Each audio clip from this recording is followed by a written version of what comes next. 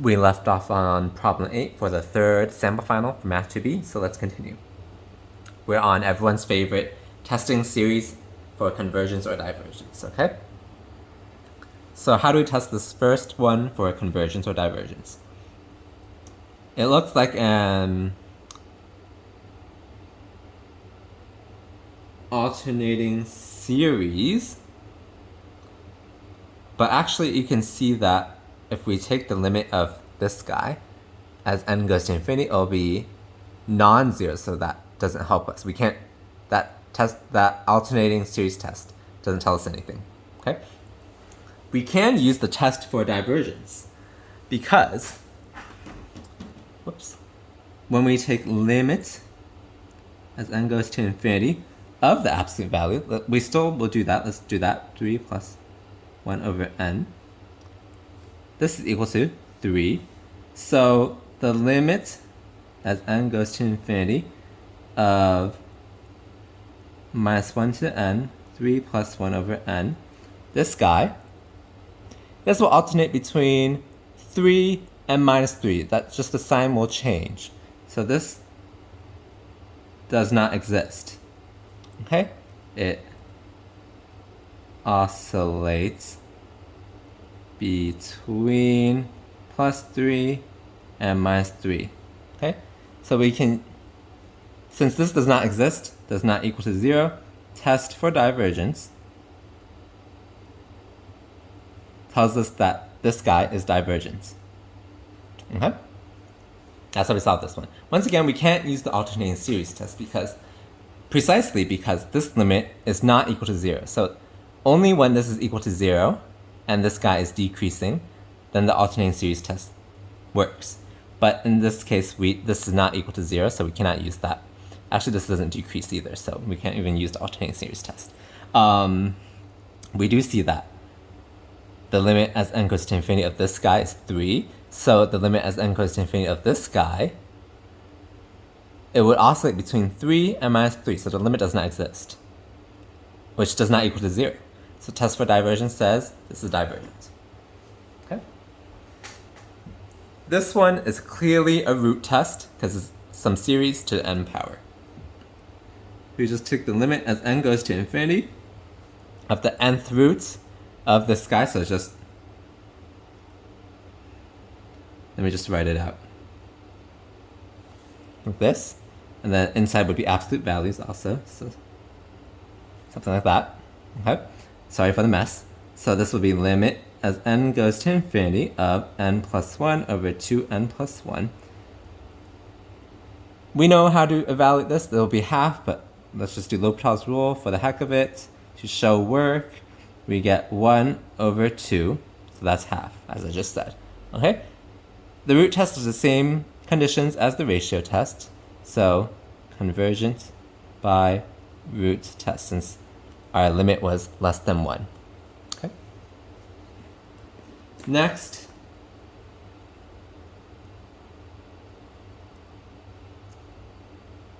how can we solve this one? I'm thinking we can do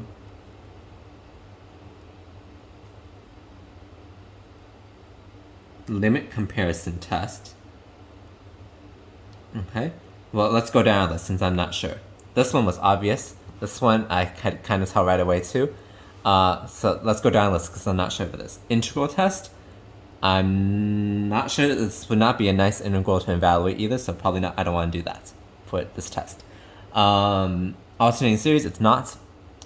Ratio test probably does not work because those are good for factorials and exponentials. We don't have that here. Root test, it doesn't look like some series to the n, subsequence to the n power, so probably not that. It's not a series that we know the sum of, like a geometric series, so not that. So we're left with comparison / limit comparison. So let's do a limit comparison with, the technique usually is pick the biggest degrees on the top and bottom. So the top would just be 1. Okay, that's the only term that's there. The biggest degree would be n squared. So let's compare with this. Let's do limit comparison. Limit as n goes to infinity of 1 over n squared plus 1 plus n to minus 1 over 1 over n squared. This is limit n goes to infinity of n squared over n squared plus 1 plus n to minus 1. Okay, this guy, we could do L'Hopital's. There is a faster way to do this, though. Remember the other way to solve these types of infinite limits, besides the horizontal asymptote test? Let me show my work for you guys. Limit n goes to infinity, n squared over, let's factor our n squared on the bottom. That'll be 1 plus 1 over n squared plus 1 over n cubed. This is already 1 over n, so we factor out another n squared. It'll be 1 over n cubed. These would cancel. Now we take the limit as n goes to infinity of this. This would go to 0. This would go to 0. We are left with 1. Okay? So what does the limit comparison test say? If this guy is greater than 0 and less than infinity, which it is, since this guy converges, we know this is a p-series that converges, then this guy also converges.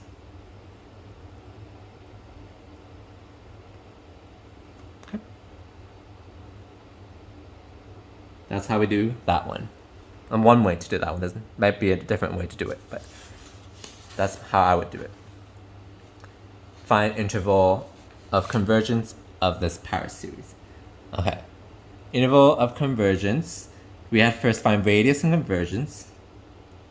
So that's the limit as n goes to infinity of a sub n plus 1 over a sub n. So it'll be x minus 3 to n plus 1 over 2 to n plus 1 square root n plus 1 times the reciprocal. Okay. That's the limit n goes to infinity of x minus 3 to n plus 1 divided by x minus 3 to n. Subtract the powers, we just have x minus 3 on top. This one, we just have a 2 on the bottom. And then we have square root n over square root n plus 1. Okay? So we can pull these out because they don't depend on n. So it'll be like that. Limit n goes to infinity. Square root n over square root n plus 1. How do we solve this? Can we do L'Hopital's rule? Would that help?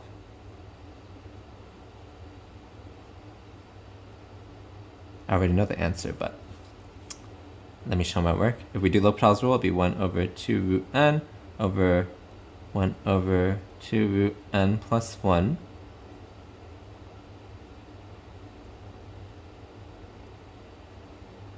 That wouldn't help. Okay, so let's do it the other way. Don't already know the answer.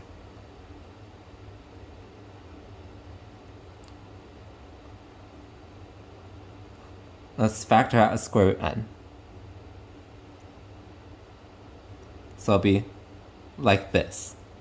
Okay, so these would cancel, and then as n goes to infinity, this guy goes to 0. 1 over n goes to 0. So we are left with, this guy is 1. So this is just x minus 3 by 2. That's that. And then the power series has to be, the limit has to be less than 1 for it to be convergent. That's the ratio test, remember? So x minus 3 has to be less than 2. That's a radius of convergence. Interval of convergence, we solve this inequality. Be like that. So x is between 5 and 1. 1 and 5, okay?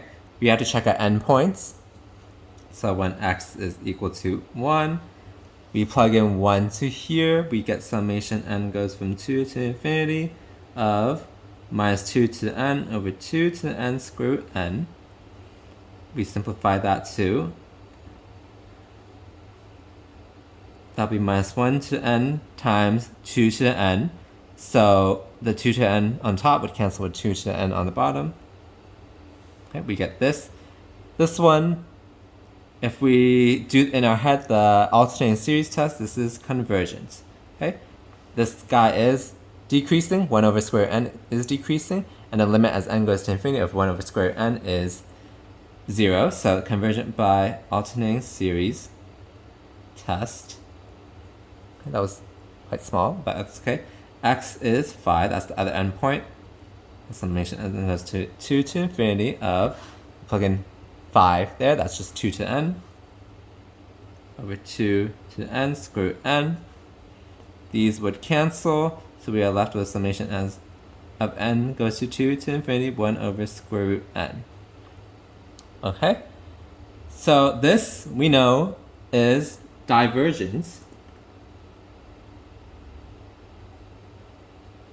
because it's a p-series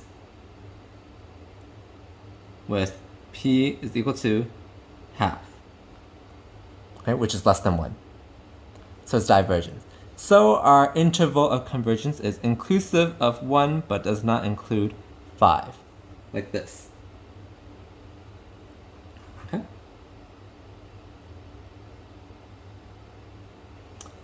That's how we do that. Compute the first 3 terms of the Taylor series of this guy centered at x is equal to 4. Okay? We can do this the long way. If we do it the long way, then we take derivatives. So f of x is square root x. What's f prime of x? That's half x to the minus half. Okay? F double prime of x is half times minus half times x to the minus 3 halves. Okay? F triple prime would be half minus half minus 3 halves x to the minus 5 halves. Okay?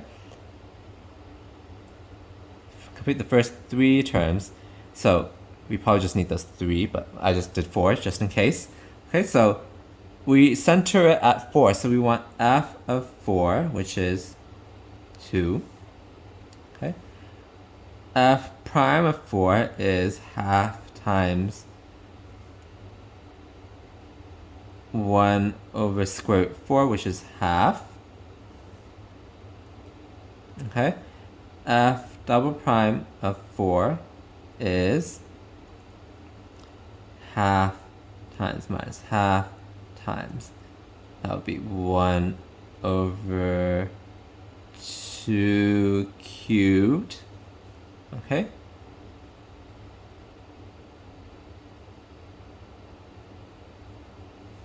And then f triple prime of 4 would be half minus half minus 3 halves, and then this would be 1 over 2 to the 5th power.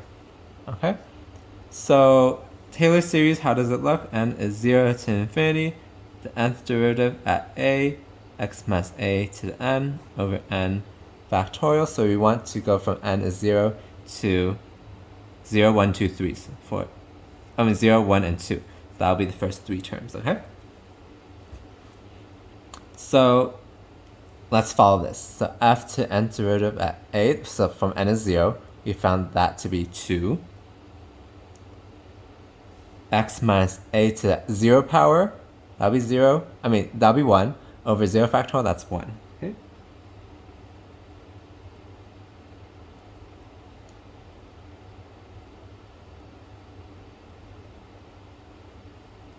So then, next would be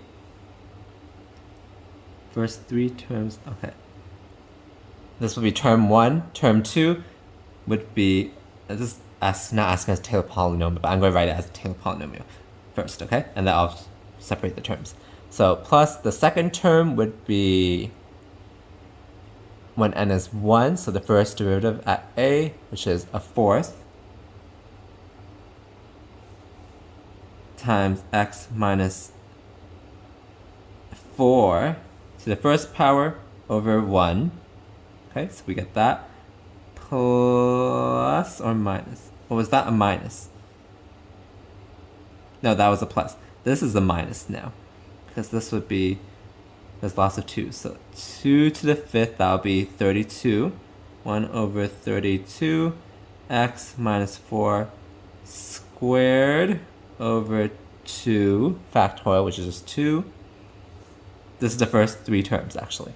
So we can say it's 2, and then it'll be x minus 4 over 4, and then it'll be minus x minus 4 squared over 64.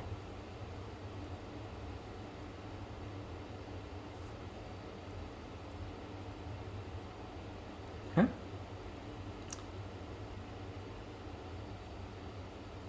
So the key just wrote the coefficients, which is not right. That's not the first 3 terms of the Taylor series. Okay, so it should be this, in my opinion. But I got the same coefficients as the key. So these would be the first 3 terms. So this is the Taylor polynomial of the first 3 terms of this Taylor series. Second degree Taylor polynomial, sorry. And then this guy would be the first 3 terms then. Okay? Yeah, that should be good. I believe I'm correct. This guy, answer true, false, and give a short explanation. Unjustified answers will receive no credit. I feel like that's dumb. But anyway, this one. Integral from minus 2 to 2, sine of x cubed, x squared plus x squared dx. Okay? Is it 16 over 3? How do we know if this is true or false? Well, the first one, it's an odd function because when we plug in x as minus x, we would get minus x cubed on the inside, but sine of minus something is just, you can move the minus sign out. Okay, so that would be 0. So over here we just have, this is an even function, so it's just 2 integral from 0 to 2 x squared dx. That's just x cubed over 3 from 0 to 2. Okay. Plus another 2. Don't forget that. And then that is just 2 cubed is 8, so that's 16 over 3. This is true. This guy we have to say odd. So 0, something like that. Okay. This guy, this is a trick. This is an improper integral. Discontinuous at x equal to 1. So it's improper integral, so this is false. It'll be infinite.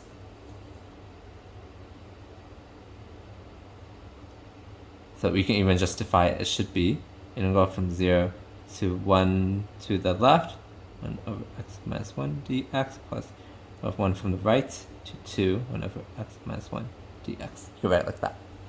Okay? To show that you know what you're doing. It's an improper integral.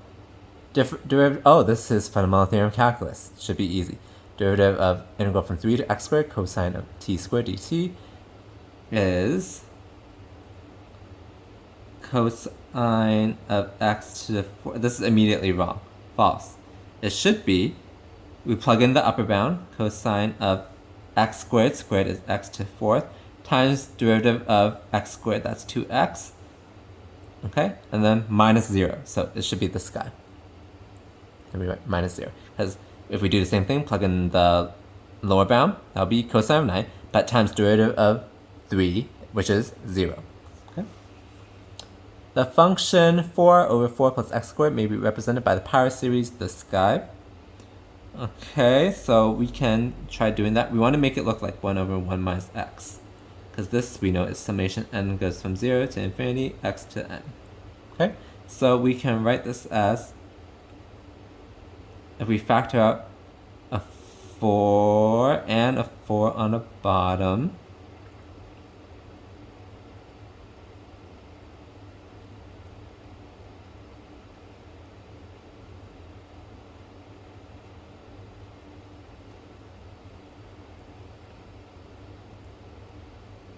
okay, we can do that. This is just 1, so we can get rid of that even if we distribute it back. it would equal to that. Okay, this is equal to 1 over 1 plus... Actually, do we need to simplify more?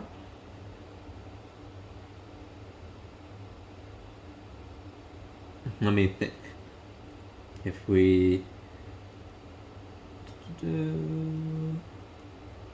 actually, yeah, I don't think we need to. It'll be minus of minus x squared over 4. Okay? So then we can write this as, because this is now in the form of this, we can write it like this. It'll be summation as n goes from 0 to infinity of our x now is minus x squared over 4 to the n. Okay?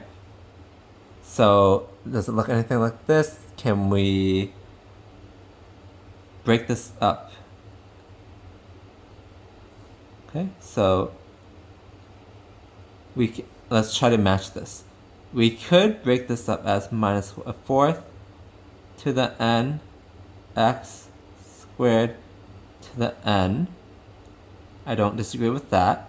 This guy we can just combine to x to 2n, which is what we have up there. So I believe this is true.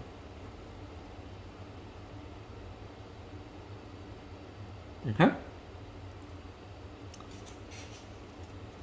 That's that one, and then we have one more page. Define a sequence x sub n from n is 1 to infinity as follows. x1 is 1, x to n plus 1, so the following term is n squared over n squared plus 1, x sub n. We therefore have x2 is half, if we plug in. Compute x3 and x4, so it'll just be, x3 is 2 plus 1, so it'll be 4 over 4 plus 1 times x sub the previous term. So x2 was half. That's 4/5 times half. 4/10 or 2/5. Okay. X sub 4 is 5. No, not 5. It'll be, that was 3 squared is 9 over 9 plus 1. The previous term was 2/5. So 9/10 times 2/5, which is, if we cancel, this will be 5. So 9 over 25. Okay? That's our x3 and x4. Use the theorem to show that the sequence converges to a limit. Do not try to compute the limits. What theorem can we use?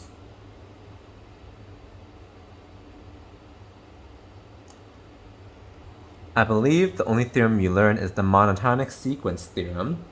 Okay, so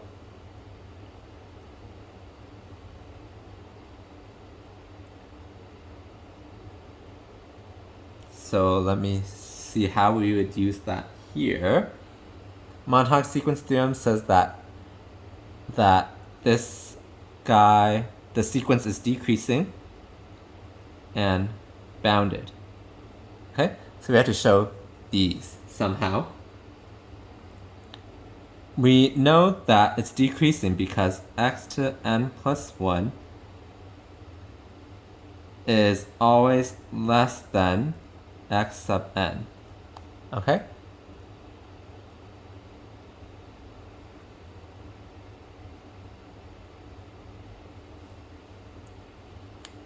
That's that. How do we show that it's bounded? Well, first of all, x sub, we know this because the following term is always a fraction of x sub n. So x sub n plus 1 is always a fraction of x sub n. We can even write that to help justify our answer. How do we know it's bounded?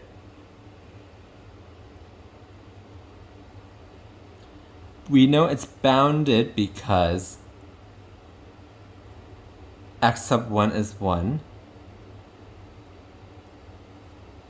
Okay? And x sub n plus 1 is always a fraction, since remember we just said that, of 1. Therefore, it's bounded by 0. Okay, so it'll never, since we're starting from 1, it'll always be a fraction of 1. A fraction of 1 is always greater than 0. Always greater than 0, we can say. Okay, so it's decreasing and it's bounded, so by the monotonic sequence theorem, xn converges. Okay, that's how we solve that. Okay, so that was this third sample final. It's not bad at all. Okay, if you have any questions, feel free to leave it in the comments as always. Otherwise, please hit that like button if this video has helped you in any way, and please hit that subscribe button also to see more problem solving videos.